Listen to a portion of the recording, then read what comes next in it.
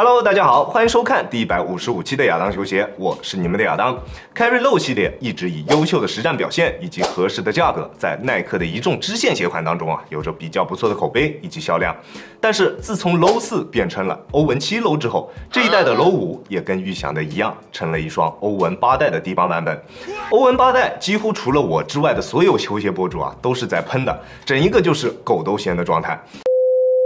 但是它真的在实战方面的表现并不垃圾。那如果你真的穿过，你一定不会反驳我。但是欧文8也确实是在整体的刚性方面表现的并不理想的。那这一双 Carry Low 5，又或者说是欧文8的低帮版本，是否会在实战方面有所提升呢？欢迎收看本期的亚当球鞋，我是亚当。本期节目由您的点赞赞助播出。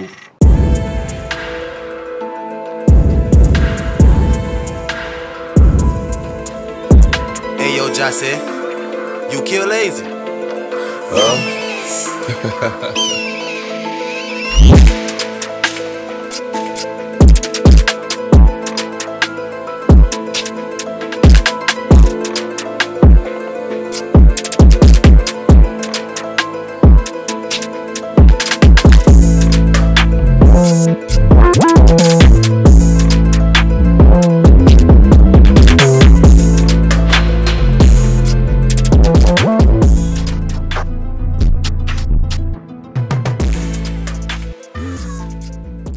首先，我们还是先来看一下这双鞋的外观。你觉得这一双鞋的外观可以达到几分呢？我个人感觉，去掉了鞋帮之后的欧文8代，的确好像在外观上面看上去更加的协调了，并且大部分的配色也以清爽为主。在外观方面，我个人感觉还是比较不错的。而跟欧文8代相比较的话，只是取消掉了仅仅只有观赏效果的那一片外侧的 TPU， 在球鞋的中间部位取消掉了2对动态的鞋带孔，鞋舌也进行了明显的减肥，薄了不少。其他在外观方面其实并没有什么多大的区别。那你觉得 Carry Infinity 和 Carry Low 5哪一个更好看呢？而在实战方面，我们依旧还是从球鞋的大底开始说起。大底的纹路跟欧文8代是没有太大区别的，纹路以及造型可以说是一模一样的。它在抓地力方面的表现也非常的不错，不管是在室内还是在室外场地上，它都能够拥有还算比较不错的抓地力表现。在有灰尘的场地上实战，它的抓地力也不会出现特别明显的衰减，基本上是不怎么需要用手去擦拭鞋底来保证它的抓地力的。而搭载了 XDR 橡胶的配色，在耐磨性方面的表现也非常的不错。我穿它打过的次数已经不少了，有室内也有室外，但是并没有出现特别明显的磨损。在耐磨性方面的表现是非常不错的，并且纹路的深度也是非常可观的，穿它用来打室外场地绝对没有什么问题。而在中底方面，从欧文8代的前掌 Zoom Turbo 加上后掌麻将 Zoom， 改为了前掌一小块的 Zoom， 缩水非常的严重，并且前掌的 Zoom 几乎可以说是感觉不到的，反正我穿了这么久，一点点感觉都没有。而它的中底也可以概括为一个字，就是硬。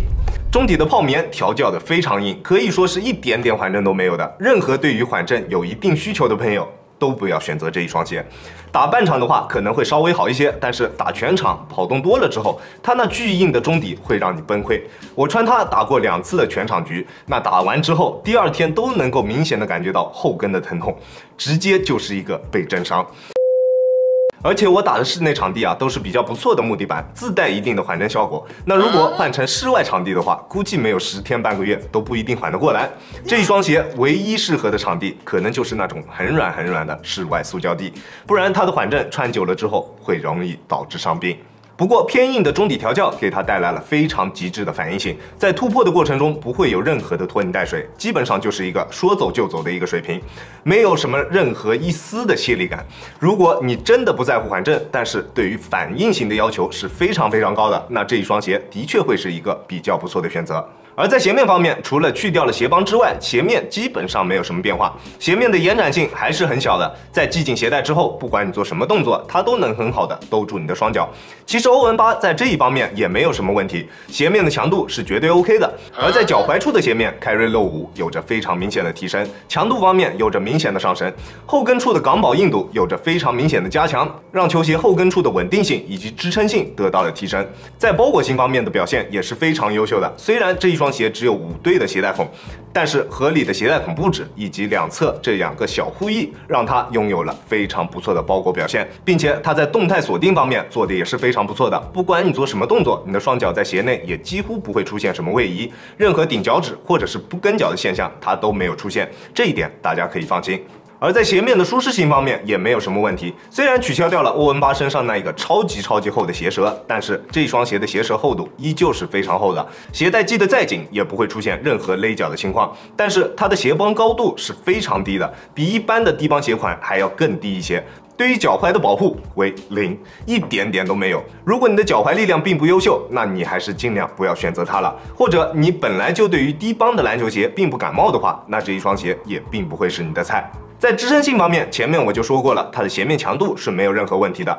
而在中底部位，它在足弓处，我大概率估计它是并没有什么抗扭设计的。要将它对折，还是比较轻松的，但是穿它打球并不会出现明显的这一种足弓的拉扯感。很硬的中底炮边以及前掌外侧的硬质塑料件，让这一双鞋在抗扭性方面的表现有着非常大的提升，用手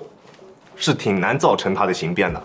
而这一双鞋虽然中底是可以对折的但是大家也不需要担心它的足弓支撑。球鞋内侧的皮质材料，当你拉紧鞋带之后，它能很好的贴合住你的足弓，并且起到一定的足弓支撑效果。加上足弓处的一点点内收的设计，穿它实战并不会出现明显的足弓疲惫感，大家可以放心。而在稳定性方面的表现，欧文的篮球鞋一直都是没有什么问题的。虽然是弧形的大底，但是较低的重心以及较硬的中底硬度，再加上它大底在4周都有外扩的设计，让它在稳定性方面有着非常不错的表现，没有任何崴脚的风险。并且弧形的大底也能够让球鞋拥有更为优秀的灵活性，这一点还是非常棒的。在重量方面，单支42.5码的 Carry Low 5重量是344克，在重量方面的表现也是非常不错的。那如果你想要一双轻质灵活的篮球鞋，那你可以考虑一下这一个鞋款，但是这一定是在你能够接受它拉胯的缓震性的前提下的。这双鞋亚当球鞋主观评分7.5分，这双鞋确实在强度以及刚性方面比欧文8代要好了不少，